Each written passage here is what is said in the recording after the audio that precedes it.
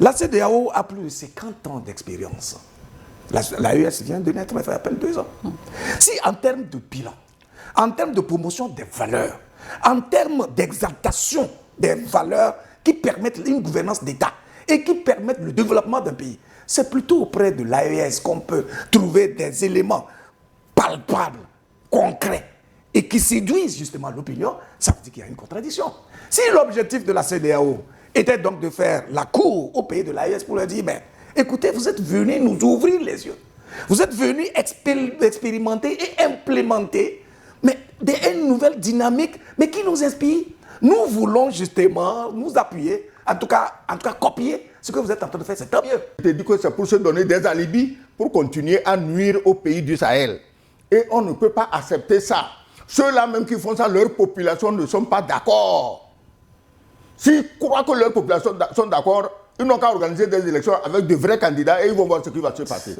Analyse, décryptage, l'info brute, le débat sans tabou. Au-delà des discours, la réalité des faits pour comprendre les enjeux politiques.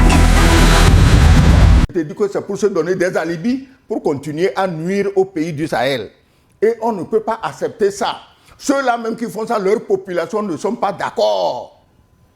S'ils croient que leur population sont d'accord, ils n'ont qu'à organiser des élections avec de vrais candidats et ils vont voir ce qui va se passer. Voilà. Ben, écoutez, je vais peut-être rebondir sur ce qu'il a dit. C'est de comprendre ceci. En parlant justement de modèles inspirants. Pourquoi adhère-t-on à une communauté? C'est pour gagner plus que ce qu'on a déjà. On est d'accord?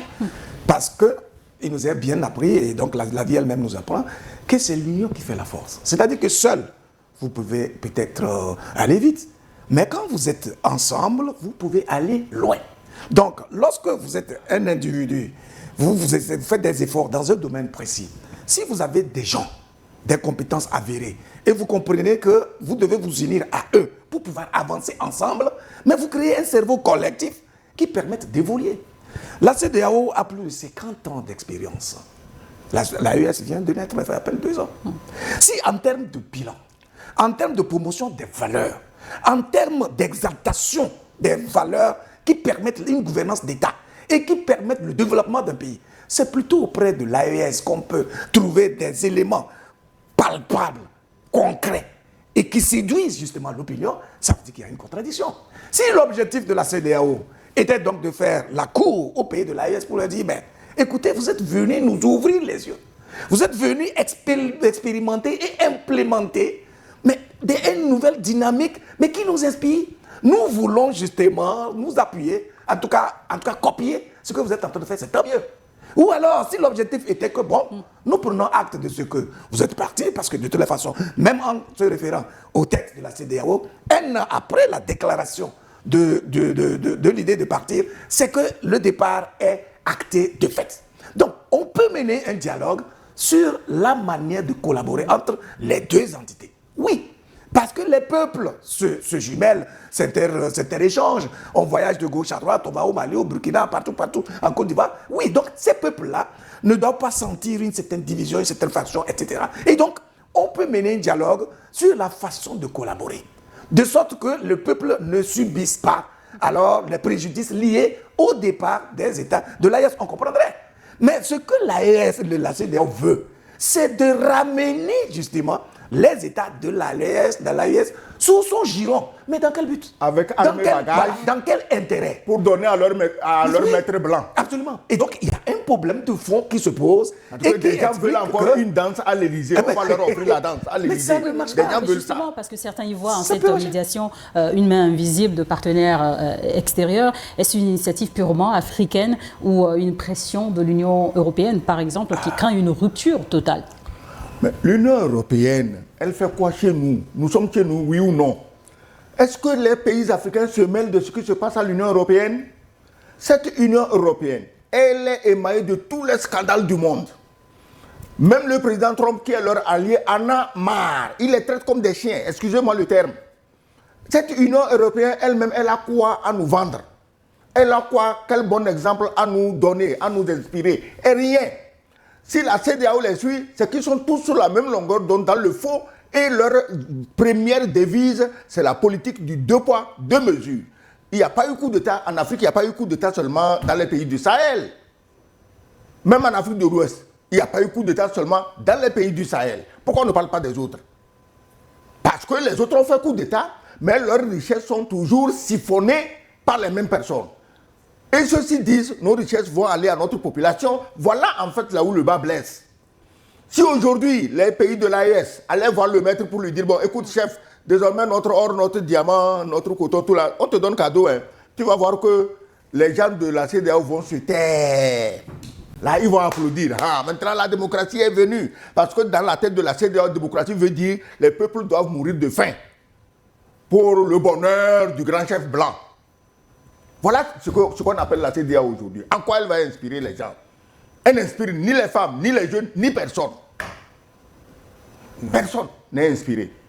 Le mot d'ordre, oui, allez-y. Ce que l'ambassadeur dit est d'autant plus vrai que c'est devant nous, ici, que le président français, Emmanuel Macron, est sorti publiquement dire, ben écoutez, compte tenu de ce qui se passe au Mali, demain, je vais appeler le président en exercice de la CEDEAO, qui était donc Nana Addo du Ghana, pour que des mesures supplémentaires soient prises contre le pour les sanctionner. Il a utilisé le mot pour les sanctionner. Est-ce que vous comprenez?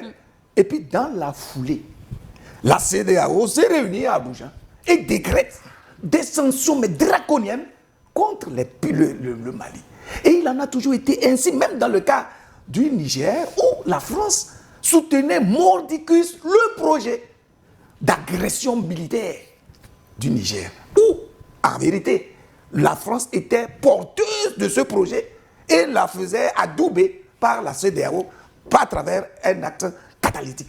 Alors, dans un tel contexte... Pardon, la France n'était pas porteuse du projet. Elle est encore porteuse du projet. Ah ben voilà. Elle est porteuse du projet. Ce n'est même pas le passé. Plus porteuse que jamais. Vous comprenez? Dans un tel contexte, votre question qui nous demande ici, si cette initiative du dialogue, elle est endogène.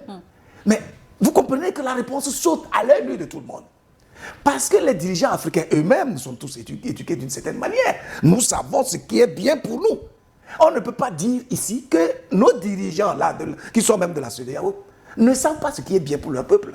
Mais pourquoi ils ne le font pas? C'est parce qu'ils ont surgelé leur cerveau et les ont vendus aux puissances impérialistes. Ils n'ont aucune marge parce qu'ils font partie d'un système et un engrenage entier les tient. Vous comprenez? Et donc, on ne peut pas, dans l'état actuel où les pays de l'AES ont créé un espace d'espoir pour les peuples d'Afrique, accepter que ces derniers-là se compromettent et remettent en cause tous les efforts et les sacrifices qu'ils ont même fait subir à leur peuple pour pouvoir arriver à cette étape où le pire est derrière eux. Aujourd'hui, en termes d'occupation des territoires par les terroristes, est-ce qu'on peut dire que les terroristes ont vraiment de l'espace au sein de l'AES? Non!